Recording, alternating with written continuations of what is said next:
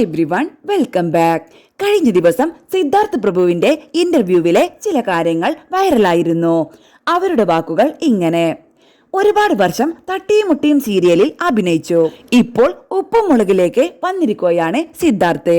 ഉപ്പുമുളകിലെ വിശേഷങ്ങൾ എന്തൊക്കെയെന്ന ചോദ്യത്തിന് നല്ല രീതിയിൽ സന്തോഷമുണ്ട്. കാരണം പ്രേക്ഷകർ എങ്ങനെ ഏറ്റെടുക്കും ഈ ക്യാരക്ടർ എന്നുള്ളത് ഡൗട്ടായിരുന്നു. പക്ഷെ എനിക്ക് തോന്നുന്നു ഇപ്പോൾ അത്യാവശ്യം പ്രേക്ഷകർ സപ്പോർട്ട് ചെയ്യുന്നുണ്ട് എന്ന് വിശ്വസിക്കുന്നു. അതെ, തീർച്ചയായിട്ടുമുണ്ട്. കാരണം നമുക്ക് കാണാൻ പറ്റും, റീൽസിലാണെങ്കിലും ഇൻസ്റ്റ തുറന്നാലാണെങ്കിലും സിദ്ധാർത്ഥിന്റെയും ലച്ചുവിന്റെയും കോംബോ ഭയങ്കര രസമാണ്, സന്തോഷമാണ്. സിദ്ധാർത്ഥ് പണ്ടത്തെ പോലെ തന്നെയാണ് ഇപ്പോഴും ഗ്ലാമറിൽ.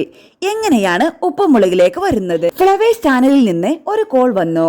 സിദ്ധു എന്ന് പറയുന്ന ക്യാരക്ടർ ആണെന്ന് പറഞ്ഞിട്ട് അവർ ഡേറ്റ് ആണ് ചോദിച്ചത്. ഇത്രയും ദിവസം അവൈലബിൾ ആണോ, ചെയ്യാൻ താല്പര്യമുണ്ടോ എന്ന് ചോദിച്ചു. എനിക്കവിടെ വർക്ക് ചെയ്യാൻ പറ്റുമോ ഇല്ലയോ എന്നറിയണം. എനിക്കൊരു ഓഡിഷൻ വേണം.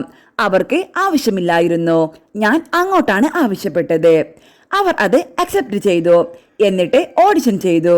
ഞാൻ സാറ്റിസ്ഫൈഡ് ആയി. നമുക്ക് ചെയ്ത് തെളിയിക്കാൻ പറ്റും. അപ്പോഴാണ് അവിടെ നിന്നും അറിയുന്നത് 13 പേരെ അവിടെ ഓഡിഷൻ ചെയ്തിരുന്നുവെന്ന്. അത് പുതുമുഖങ്ങൾ ആയിരുന്നു എന്ന് തോന്നുന്നു. ഞാൻ 14ാമൻ. ഇനി കാണുന്ന പ്രേക്ഷകരാണ് പറയേണ്ടത് ഞാൻ ഓക്കെ ആണോ എന്നുള്ളത്. ഇപ്പോൾ നല്ല രീതിയിൽ വർക്ക് ചെയ്ത് പണിയെടുത്ത് മുന്നോട്ട് പോകുന്നു. ഞാനും ഒരു പ്രേക്ഷകയാണ് ഉപ്പുമുളകിന്റെ എന്ന് ആങ്കർ പറയുന്നുണ്ട്. എനിക്ക് ഭയങ്കര ഇഷ്ടമാണ്. ഇപ്പോൾ തട്ടിയും മുട്ടിയുമാണെങ്കിലും അതിലൊക്കെ റിയൽ ലൈഫിൽ കാണുന്നത് പോലുള്ള കഥകളാണ്. ആളുകൾക്ക് അത്തരം കഥകൾ കാണാനാണ് കൂടുതൽ ഇഷ്ടം എന്നാണ് ഞാൻ മനസ്സിലാക്കിയിട്ടുള്ളത്. നിങ്ങളുടെ സംസാര രീതിയൊക്കെ അങ്ങനെ തന്നെ.